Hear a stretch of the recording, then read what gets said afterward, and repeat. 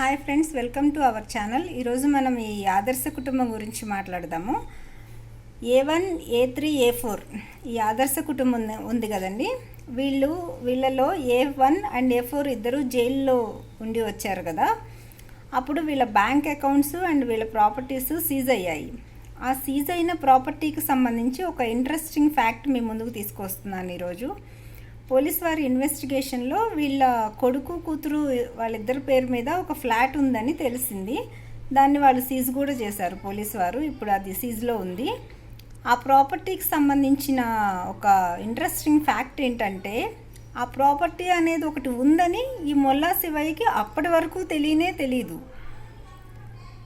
ఎవరు కొన్నారు మరి ప్రాపర్టీని? స్వర్ణలత కొనింది.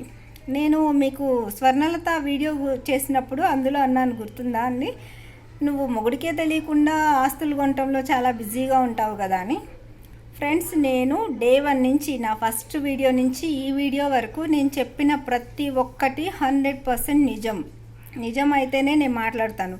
వాడికిలాగా ఫేక్ బతుకులు, ఫేక్ స్టోరీస్ చెప్పుకొని ఫేక్ బతుకులు బతికే అవసరం నాకు లేదు. ఇది మొగుడికి తెలియకుండా ఆస్తులు కొంటుంది, వాళ్ళ పిల్లల పేరు మీద పెడుతుంటుంది. అది వాడికి తెలీదు. ఇది పోలీస్ వారి ఇన్వెస్టిగేషన్లోనే తెలిసింది. మీకు ఎవరికన్నా డౌట్ ఉంటే ఇంకా వెళ్ళి పోలీస్ స్టేషన్లో చెక్ చేసుకోండి.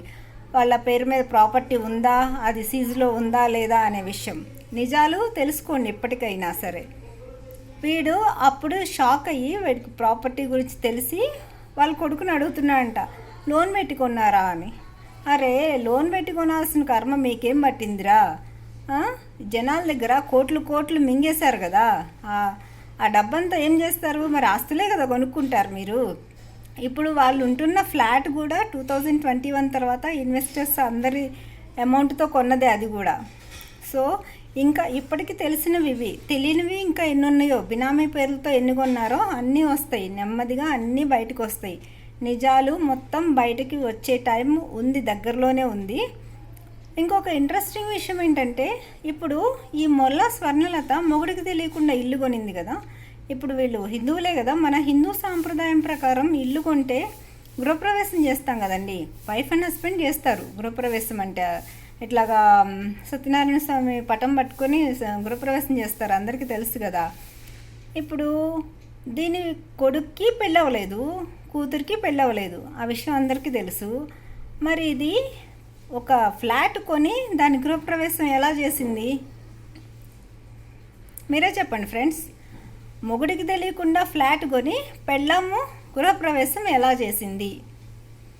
So that is Molla Swarnalatha. ఇప్పటికైనా ఈ ఆదర్శ కుటుంబం గురించి తెలుసుకోండి ఫ్రెండ్స్. వీడు ఈ శివయ్య ప్రతి వీడియోలో ఏ రిలేషన్ అబ్సల్యూట్ కాదు, అన్నీ ఫేక్, పెళ్ళాం పిల్లలతో సహా అని ఎందుకు మొత్తుకుంటాడో మీకు అర్థమవుతుందా ఇప్పుడు?